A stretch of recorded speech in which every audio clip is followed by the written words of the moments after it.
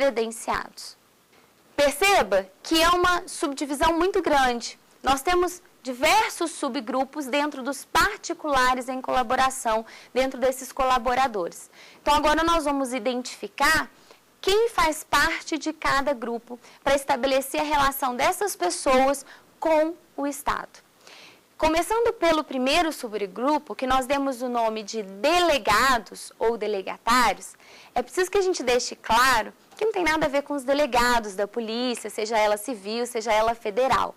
Quando a gente usa esse termo delegados, delegatários, nós estamos trazendo aqui a ideia de delegação de atividade administrativa. Aquela ideia que a gente aprende lá quando a gente estuda a organização da administração, quando a gente estuda ato administrativo. Ou seja, a ideia de que a administração transfere para o particular o exercício de uma atividade administrativa. Não a titularidade não, mas o exercício de uma atividade administrativa. E quando a administração transfere para o particular esse exercício da atividade administrativa, a gente dá a isso o nome de delegação. A gente chama isso de delegação. Essas pessoas, portanto, são as pessoas que recebem esse exercício dessa atividade administrativa. São as pessoas que vão praticar a atividade administrativa, a qual o Estado é titular, mas que praticam em nome do Estado, porém por sua conta e risco. Ou seja, são elas que se responsabilizam perante os demais particulares, caso nós tenhamos aí alguma questão de responsabilidade do Estado. Podemos perceber que são pessoas que celebram com o Estado, às vezes, um contrato. Às vezes, são pessoas que estão ali através de um concurso público. Porque nós temos neste grupo particulares em colaboração delegados, as que nós chamamos de permissionárias, concessionárias e até autorizatárias, para parte da doutrina que entende que eles entram aí. Então, delegados, os, digamos, mais clássicos, mais famosos, são as concessionárias, as permissionárias e as autorizatárias de serviço público. Mas a gente pode colocar também nesse grupo os titulares de cartório, registro de ofício, de notas. Esses titulares de cartório também entram nessa ideia de delegados ou delegatários. Quem que nós poderíamos acrescentar aí também nessa ideia de delegados ou delegatários? Alguns leiloeiros, alguns tradutores, que em algum momento, seja por concurso ou não, participam, colaboram com a administração pública. E com isso a gente pode perceber uma característica comum a todos eles.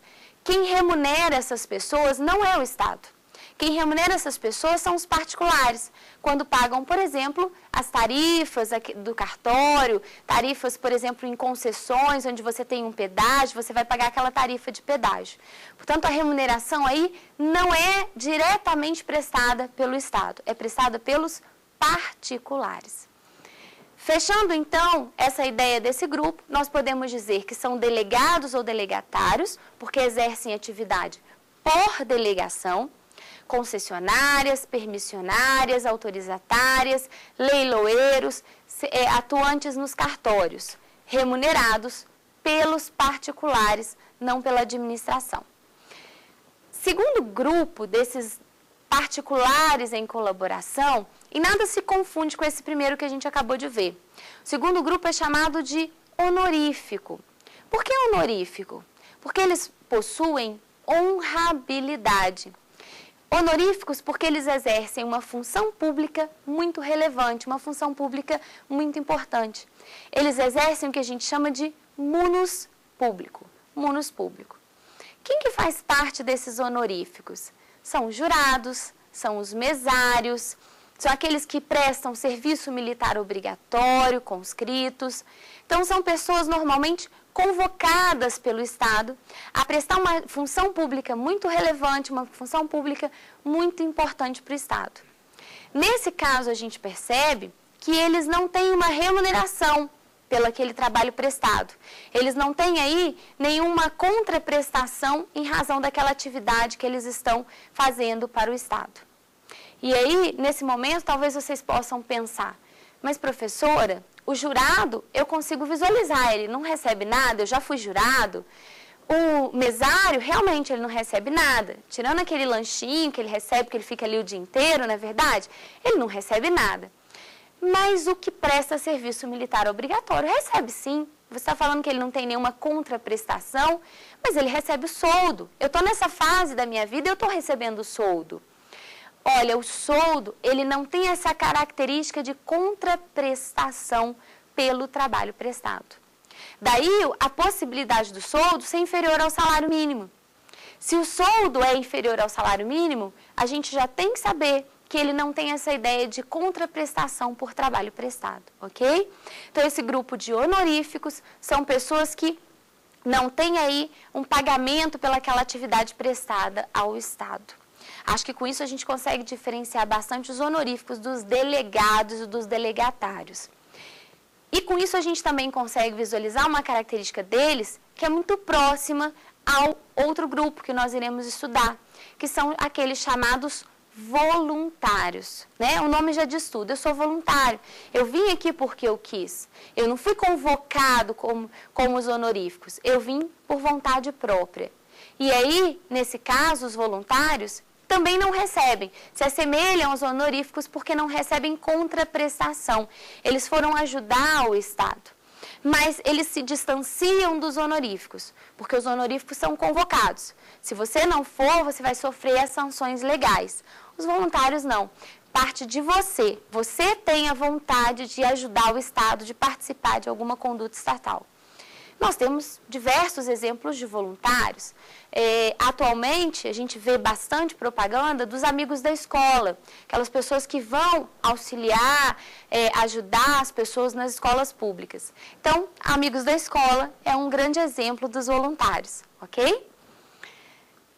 E muito próximo dos voluntários, nós temos um grupo que é trazido pela professora Maria Silvia Zanella de Pietro, que é chamado de gestor de negócio.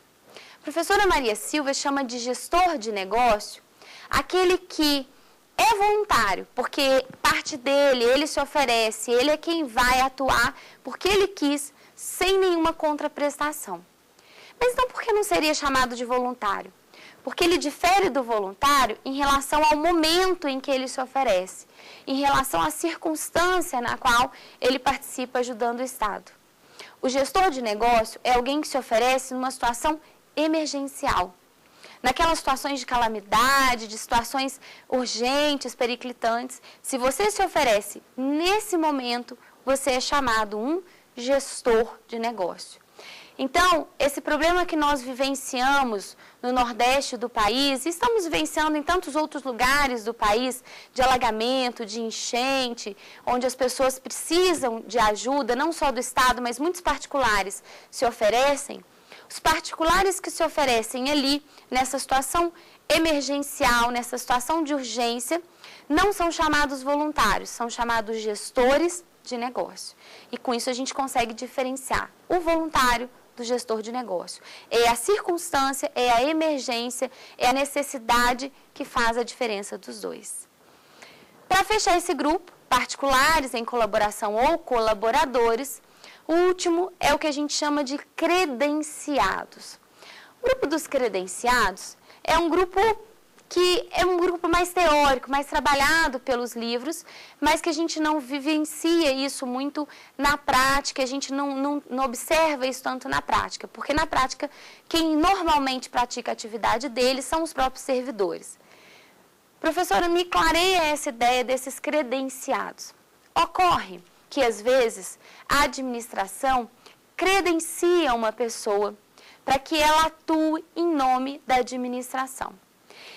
E aí, a administração vai credenciar essa pessoa para um ato muito específico, para uma circunstância muito própria, muito específica, que normalmente seria prestada por alguém que já é servidor, por alguém que é empregado, por alguém que já ocupa algum cargo, mas que por determinada circunstância não poderia prestar.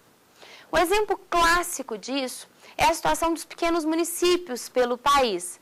A gente sabe que o Brasil tem diversos municípios e alguns muito pequenos, onde a gente não consegue nem ter um corpo de procuradores, né?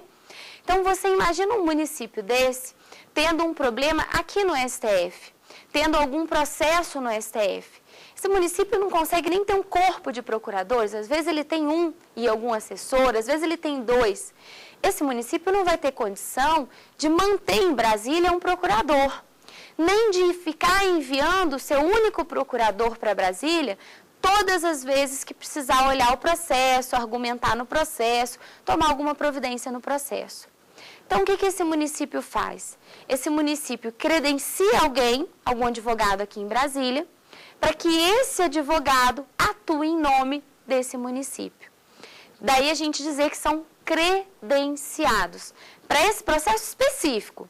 Acabou esse processo específico, acabou essa relação desse advogado com aquele município. É um ato único específico. Um outro exemplo de credenciados que nós podemos ter são, por exemplo, as pessoas que representam o próprio município ou estado, mas normalmente a União Federal. Nesses conselhos, num grande tema, numa ONG internacional, e aí o Brasil precisa enviar alguém para representá-lo, essa pessoa é um credenciado.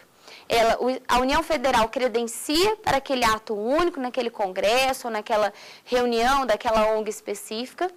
Aquela pessoa vai, representa o país, voltou, acabou a relação dela, nesse caso específico, com a União Federal. Então, os credenciados são pessoas que praticam um ato único, tá? Com isso, a gente percebe que particulares em colaboração é um grupo muito extenso, né? A gente viu que temos aí grandes subdivisões com alguns pontos em comuns, mas com muitos pontos diferentes, justamente para que a gente possa individualizar cada grupo. E percebemos principalmente que são particulares, não são pessoas arraigadas ao Estado. E isso diferencia o grupo particulares em colaboração do próximo e último grupo, que é chamado grupo de agentes administrativos, ou também conhecidos como os servidores lato sensu, em sentido amplo, tá? Qual que é a grande diferença entre um e outro, para que a gente possa aí distanciar bastante? Particulares em colaboração são particulares. Servidores públicos em sentido amplo são pessoas que, naquele momento, fazem parte da estrutura da administração. Eles entram na estrutura da administração com uma relação de emprego. Então, a relação muda completamente. Aqui a gente tem relação de emprego. Mas não confundam relação de emprego com empregado. Porque relação de emprego, o Flávio, meu aluno, tem com o STF. Ele é servidor, né? Então, ele tem uma relação de emprego, mas ele é servidor, ele não é empregado.